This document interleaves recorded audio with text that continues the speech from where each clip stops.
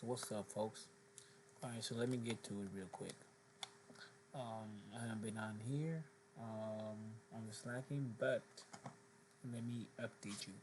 So I told you guys that the S&P was getting ready to make a new all-time high. I told you guys that Bitcoin was getting ready to make an all-time high. Just like Ethereum. Ethereum was a big sign. I started talking about this last week. I think June or July. I think June 6th. I think June 6th I began making videos, and that's when we began talking about and how everything's setting up, data wise, events, everything is pointing out to the perfect move to confuse people and go for the actual move and whatnot. So here we have the S&P 500 daily. Let me go to the 1 hour candle. So today we had data at 5:30, and it was four or five of them, meaning it was gonna be one hit, and I like that because even though it's misinformation, not a misinformation, even though it's a lot of information and what technically happens, even though we have some sort of bad data, two of them, maybe three of them, there'll be one that'll save it because maybe the other ones will really that important or whatnot. So regardless, even though it has some sort of little trouble keeping that pressure up after the data comes out, if it maintains it, especially if it takes a little dump and supports um, and supports above the support that just shot up from um, earlier to the night, meaning like right here. I'm pretty sure, yeah, I'm pretty sure right here was what. So here you have it, sustained. Data came out, and it was good news. You could tell, and this is what I'm talking about. How it'll come down if you go to the 15-minute candle. So you see after data came out here, came out good. Market took it in. Market opened 6:30. Boom. And then it had the little your the market close. Let's see for S&P 500 close at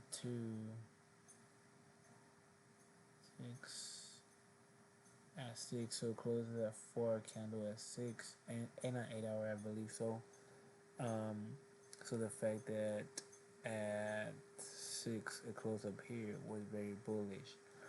This right here would have psyched out traders, thinking, oh look, it was a fake out. We went back down to support that we just broke, so on, so on.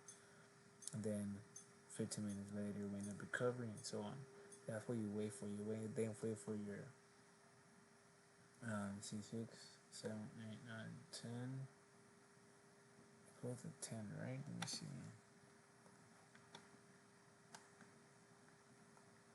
See, we're gonna close right now at 2 in the morning, and that's looking very bullish. But anyways, let me break this down. Yeah, so we had the data, and once we're here, I'm just sending the homie a text. All this is, if we end up closing by the all-time high, we're most likely gonna start breaking it, especially closing it at 2 p.m. or whatever, closing the day on Thursday. We were gonna come down and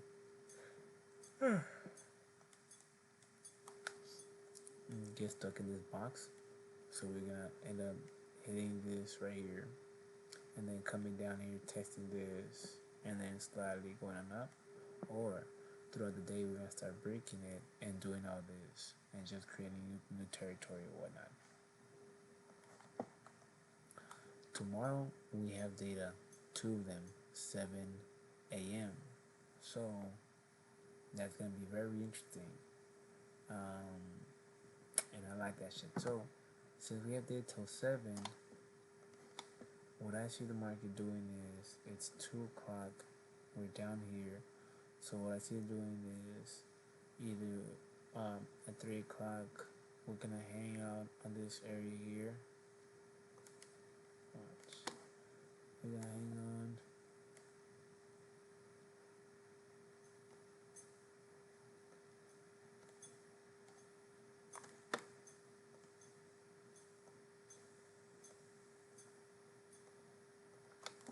We're gonna hang on in this area right here.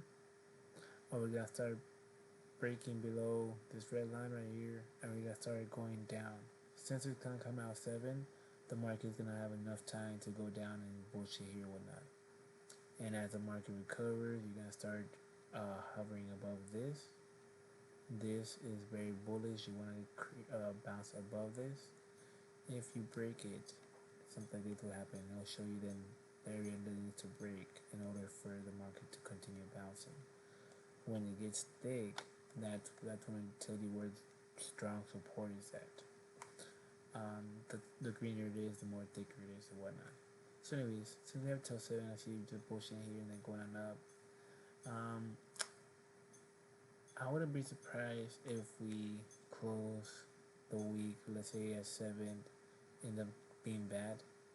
We hit somewhere here, and then as the day proceeds, with some other tweets from whatever, or just data, or so and so said this and that, it'll make the market, or so and so tech came out with good earnings, or whatever the fuck it is, and they're gonna make the market go up, either close by here or maybe close up here again, but still closing by the all-time high.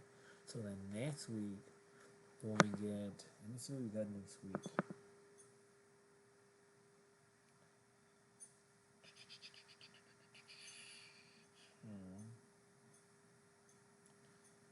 Next week,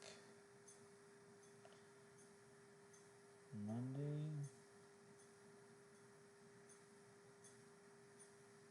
nothing on Monday. Oh, federal PAL speech. This coming up Tuesday. So since we have no data on Monday, what's gonna happen if we close? Either way, if we close at a new all-time high, higher than what we have right now, or we close by the all-time high, the market's still gonna close happy. You just had Nvidia. You just had Nvidia shoot up like crazy. You had Palantir shoot up like crazy. You had Rocket Lab, but they don't really count regular, but they're counting Palantir, Nvidia, TSM shot up like crazy. So once the market opens on Monday, it's gonna open with this. Market opens, bullish after earnings of tech, blah blah blah blah blah, or Israel or Trump are gonna fuck it up and put some fear, either with more bombs because they bombed Syria, which I find interesting how it didn't affect the market. And or something about terror. Trump made a tweet Saturday 10 or 11, or he tweets something at 12 towards the end, and then the market goes even lower than where it was, and tensions opened, and then from there, either he'll have to fix it by Sunday or tweet something on Sunday where the market's gonna relax, or he's gonna keep his mouth shut, and tell other countries, hey, you better not do anything to affect my market right now, because based on how it is happening this week, the Federal Reserve is talking. So anyways, so shit like that where the market's gonna be more bullish, looking forward to whatnot, especially with this data that we got to make the market fucking go up. So if Trump or any other country is so messed up this weekend, and you'll see it on Bitcoin and crypto, either you will see it start seeing Bitcoin go start going down Sunday morning or noonish, but if something happens earlier, you'll see it happen starting on Saturday and keep that pressure going down even towards getting closer to the market opening. It just stays low and keeps, especially going lower maybe after the market is about to open at 3 o'clock, and then towards that day, especially because Bitcoin closes that week at 5 p.m. So it reacts more, it takes in more of the pressure of what's happening in the market. And as the market opens, fucking you'll see it 20 weeks. Let me go back to the S&P. But it all depends how we looking at.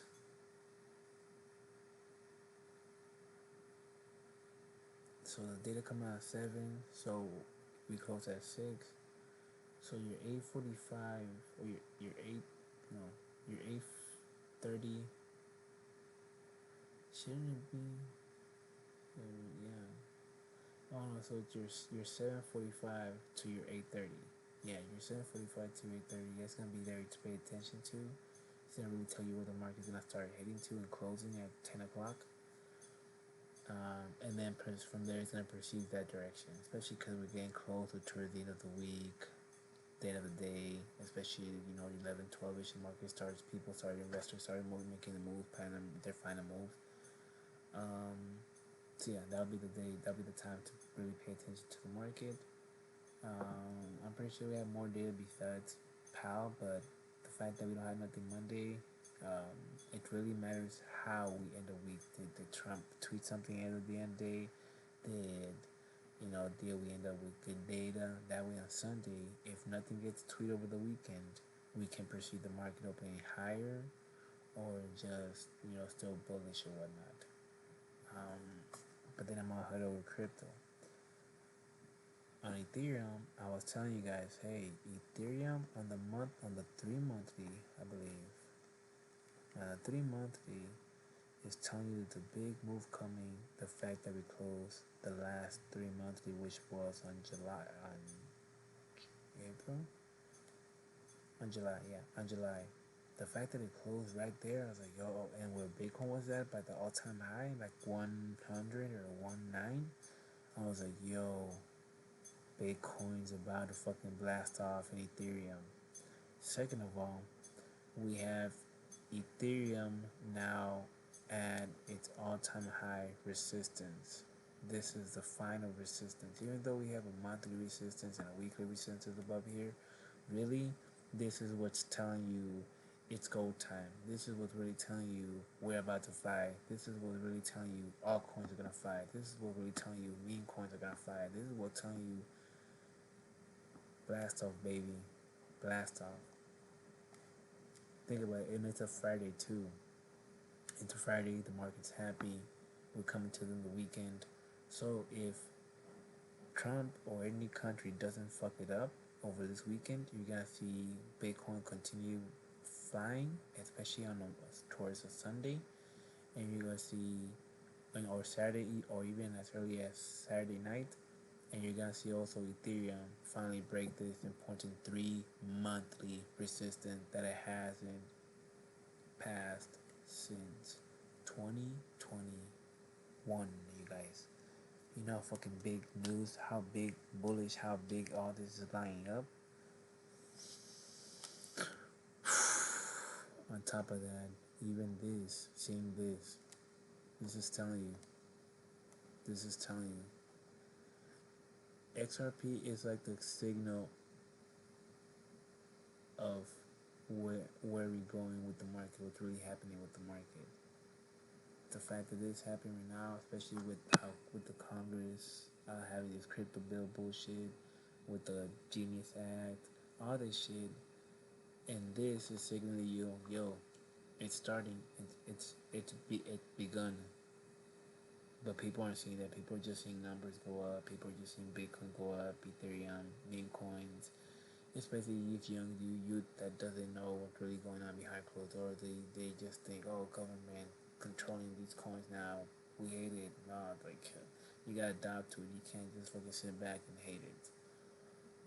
Um, but anyways, especially Ethereum right here.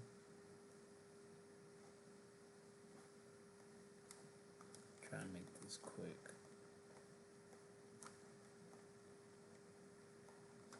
So right here, there's a downtrend. What was that? Oh, Bitcoin, Ethereum. Which one was it? It was a weekly. Yeah, right here. So you see right here, there's a downtrend. And that downtrend, Ethereum's right on it. Let me show you real quick all this mess.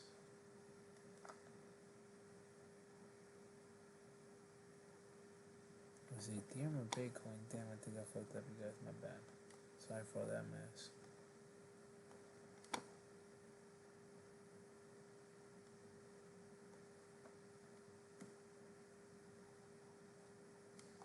My bad.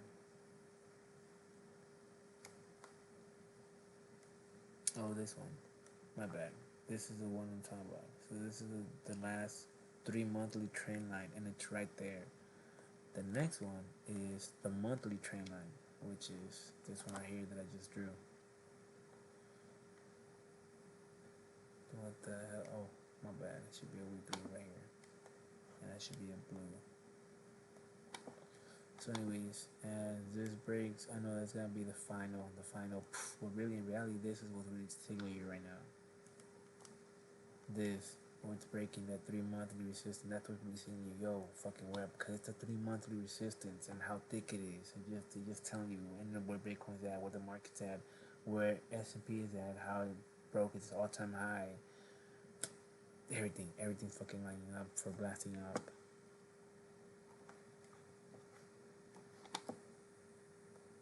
So if we go right here, this dotted purple area, that's the 3 monthly resistance. This area right here. Notice how now after it hit it, it's now getting pressed on down. But as in the market, that's what I'm saying. Like as the market starts breaking down, you're gonna see it come back up and test these regions.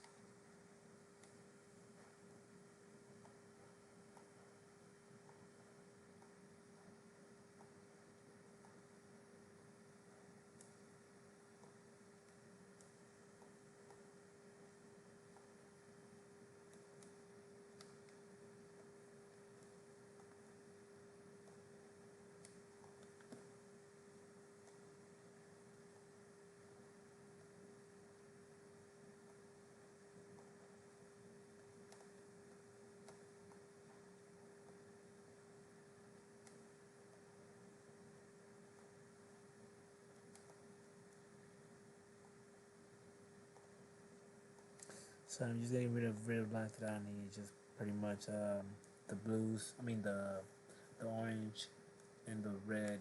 I mean the orange, the yellow, and the red is what the ones that I really need. I mean I don't really need them, but they help out.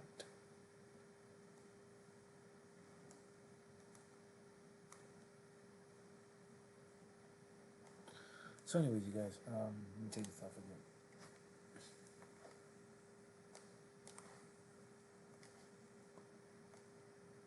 This is what's gonna happen. Ethereum, it's either gonna start going on down and test these regions here. Let me see the indicator. Yeah, see the next cushion is down here. There you go. Those boxes. So it's gonna come test down here in the region. It's gonna have a weekly resist resistance. I mean, or support that has a test. So it's gonna hold here, and then you're gonna see Bitcoin because it's going down too. You're gonna see Bitcoin hold and start going on down, creating support in this region here, and start going on up. Let me go back to the 1 hour candle. Start going up, create support here, and then just start staying pretty much in this area right here. Unless the market gets bad news tomorrow, then you're gonna see it breaking down, and people gonna say that's the end of it, that's the peak of it, blah blah blah blah blah.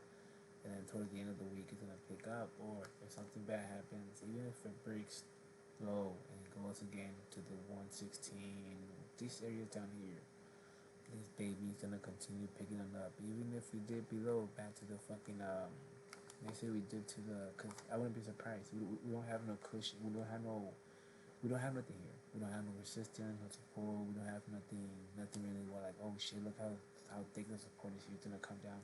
So what it's most likely gonna do, I wouldn't be surprised if it came down, and then bullshit here because I have a hard time breaking this. And I have a hard bad news to break this, and it's gonna come down, test, and create a new area, new support, a new land. It's like a new floating land. Just see that way. It's a floating, it's a flying island, and it's creating its support. It's creating its land.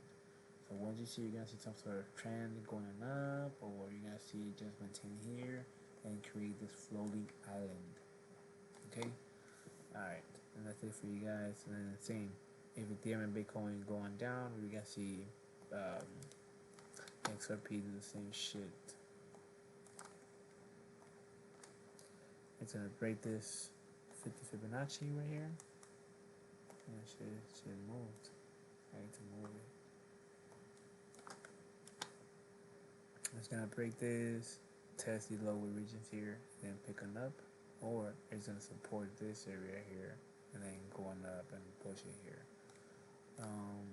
Then if Bitcoin does break that floating island that it was on, then I wouldn't be surprised if XRP went down here to